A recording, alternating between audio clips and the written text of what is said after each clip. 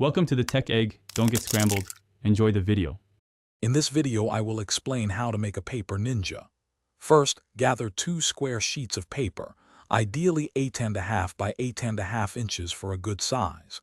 Take one sheet and fold it in half lengthwise, then unfold it to establish a clear center crease.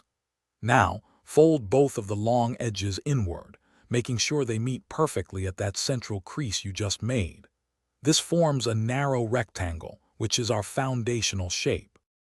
Next, take your narrow rectangle and fold it in half crosswise, then unfold it to create a horizontal midpoint. Now, for the tricky part. At one end, fold the top right corner down to meet the bottom edge, aligning it with the center line. On the opposite end, fold the bottom left corner up to the top edge, creating a mirrored triangular shape. You'll repeat these exact same steps for your second sheet of paper, ensuring both pieces are identical.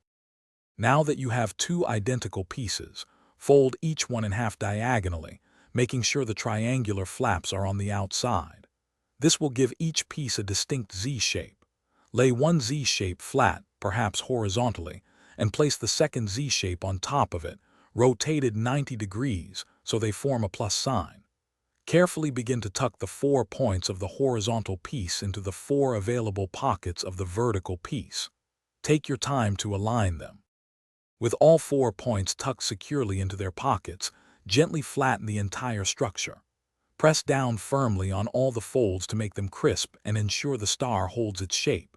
Adjust any points or pockets that seem loose until your ninja star is tight, symmetrical, and perfectly formed. Congratulations! Your very own paper ninja star, also known as a shuriken, is now complete and ready for display or gentle play. Enjoy your new creation. Thanks for watching. Consider subscribing if I helped unscramble your problems.